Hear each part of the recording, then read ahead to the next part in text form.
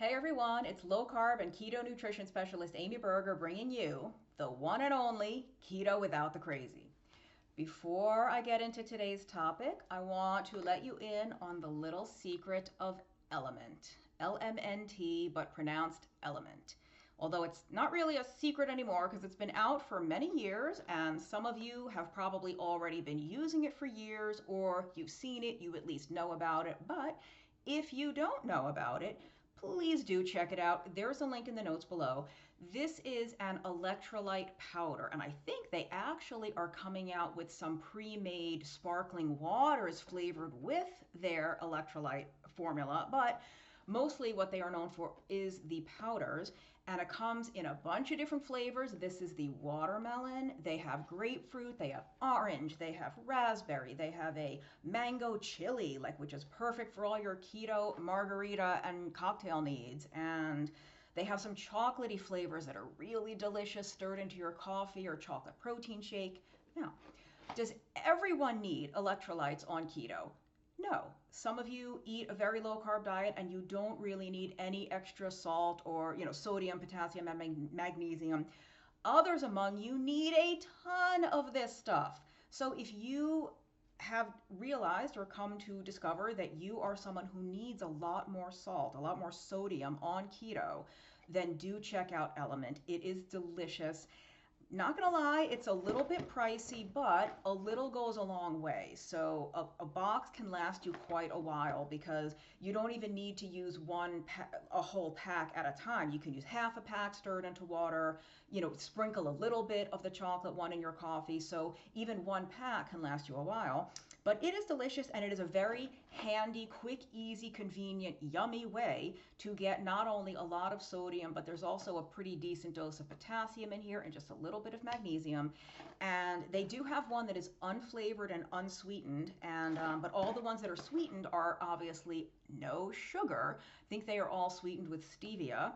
And what else can I tell you? Oh, I personally know the people that created the formula or the recipe, if you will, for this. I know them personally. I know the people who own the company, and so I stand by the product. I use the product. I will never share anything with you that I haven't tried or that I don't like and use in my own life. So LMNT is one of those things. And in the interest of full disclosure, I am not an affiliate in the classic sense, meaning if you buy a box, they don't send me money and I don't get a percentage of that sale. But if you buy a box using that link in the notes, they will send me a box too. So, help a sister out. We all love the elements. So, all right, on to the topic. One of the things that I enjoy most is giving you what I hope are helpful mindset tips and new ways of thinking and new ways of talking to yourself, with the main goal of making it easier, possibly more fun, but mostly just easier, to actually stick to keto for the long term. Because I can only assume if you're doing keto or low carb or carnivore, whatever flavor of this is your thing, you have a goal in mind. You're doing it for a reason. And you're only going to get to that goal. You're only going to accomplish that if you actually do this and stick to it for the long term, right? And some of us sail through that. We never have a problem eating this way ever. And others have a really hard time. So hopefully what I will share with you today will be just one small piece of this whole mindset thing that might help you to get moving in a better direction. And I also kind of have to say that words matter to me. Words are very powerful. And it's maybe easy for me to say that because I'm a writer. I do have a master's degree in human nutrition, but my undergraduate degree is actually in creative writing. I've loved to write ever since I was a kid. I'm the author of 3 books about keto diets, and book number 4, all about thyroid, is being written right now, and I'm working on the outline for book number 5. Anyway, the point is, I kind of think words are important and words matter. And I don't know a whole lot of words that matter more than the words we say to ourselves. Sometimes the words we say to the people we love, but the words that we say to ourselves, especially that inner monologue that runs all day nonstop. So, with regard to your inner monologue, are you shoulding all over yourself? Are you shoulding yourself to death? And a friend of mine laughed at that phrase the other day, shoulding all over yourself. I wish I could take credit for it. I did not come up with that phrase. It's been around a long time. But when it comes to keto or health in general, wellness, whatever you want to call it, I hate the word wellness, so let's not call it that. When it comes to pretty much anything in your life, but let's keep this to keto and health, are you shoulding all over yourself? Does a ceaseless onslaught of something like this play in your mind all day? I should stick to keto. I should meal prep more. I should throw out all the carby junk in my house. I should walk more. I should exercise more. I should go to sleep earlier. Just the should. Shoulding all over yourself. No doubt some of you are fairly familiar with that. And it doesn't help, does it? Does that ever spur you to action? I should work out more. I should get more sleep. I should stick to the keto diet, stick to the food list, whatever. No. It very rarely leads to positive, constructive, helpful action. More often what it does is it just beats you down and keeps you stuck because it's very heavy. It's very punitive, right? Because what it's doing is it's highlighting all of the areas where, I'm not going to say where you're failing, but where you perceive yourself to be failing. Because if you have set some arbitrary expectation for yourself, like you should exercise X number of times a week, or to X intensity, or for X amount of time, and you're not, then you think you're failing. You think you're bad somehow. There's something morally wrong with you. You are not living up to your own expectation. So it's all very negative. There's no good way out of that. So what if instead of the word should, we flip that over to the word could? We're only changing just a couple of letters in a word that's very small to begin with. But I think this fairly small change can have a very outsized, beneficial, helpful impact for you. So, some examples, right? I should stick to keto. How about I could go grocery shopping today and stock up on some great low-carb foods.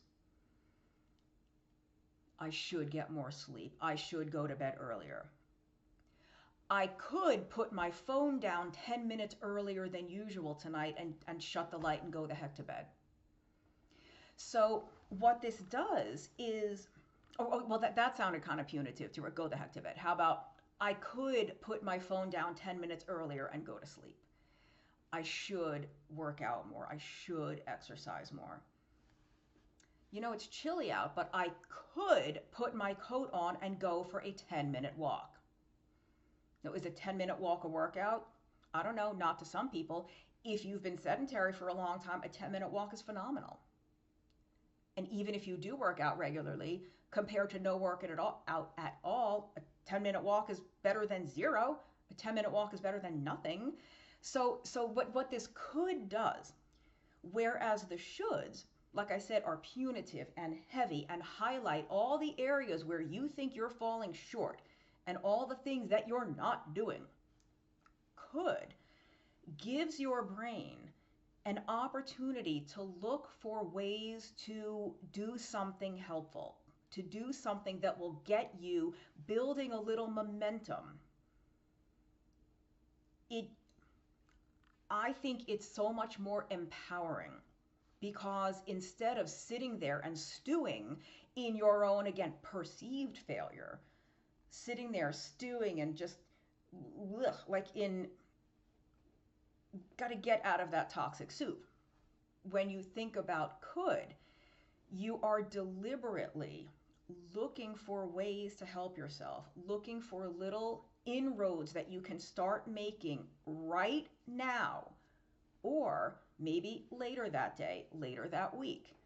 If you can't go grocery shopping right now, I could write my grocery list so that when I go in 2 days, I'm prepared. I could grill 4 pounds of chicken so I have it in the fridge ready to go and pick at all week. I could roast a whole tray of broccoli again so I have a giant batch in the fridge to snack on at a moment's notice. So instead of thinking of and focusing on all of the things that you think you should do but aren't doing, flip that and give your brain the chance to identify areas where you could start doing things, where you could start actually building that consistency.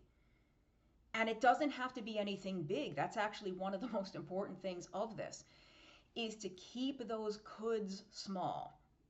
I could go for a 10-mile run. No, you're not going to.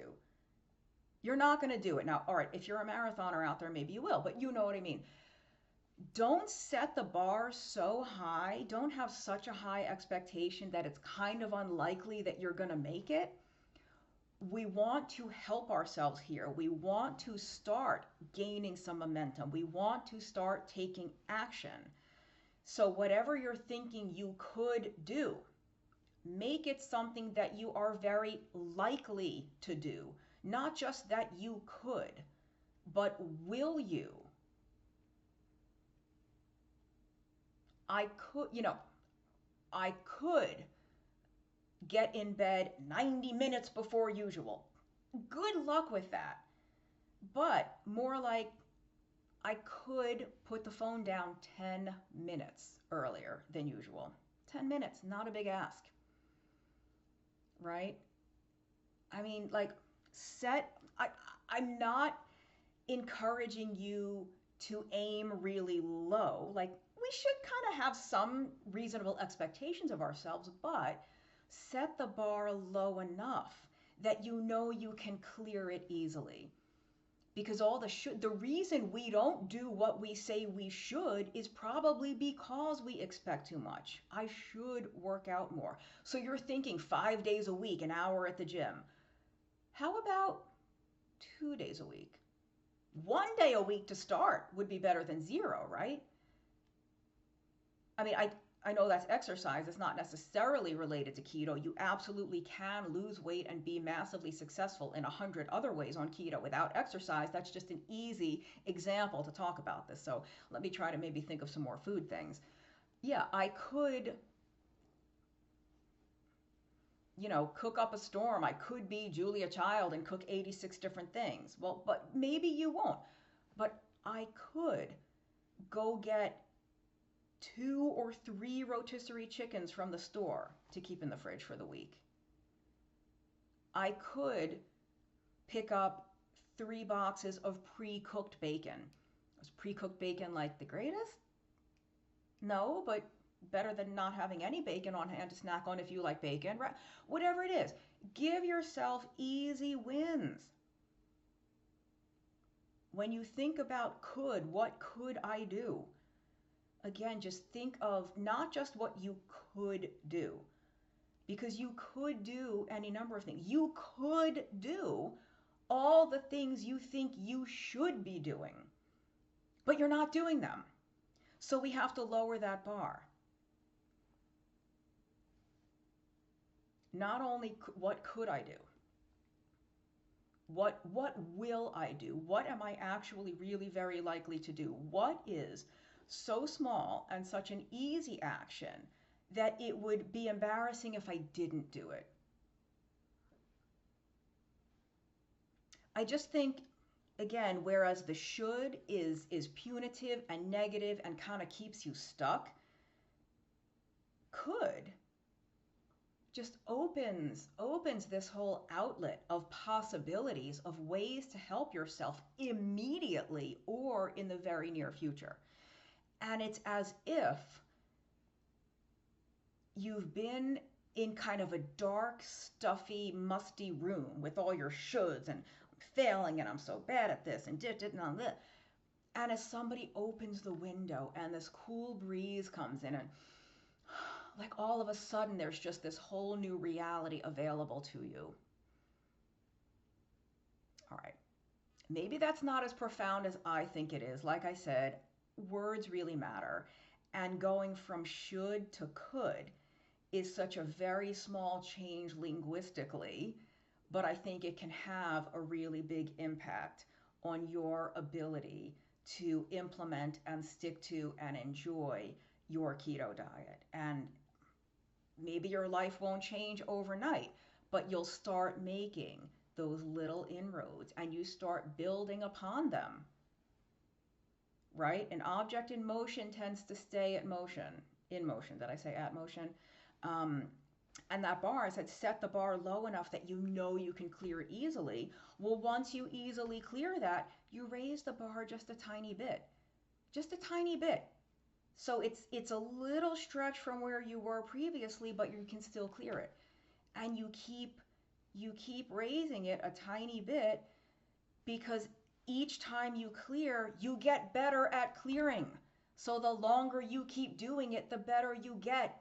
And you're no longer as intimidated by the high bar. But you can't start with the high bar. You've been trying to do that already for 6 months, a year, 6 years, 10 years, whatever it is.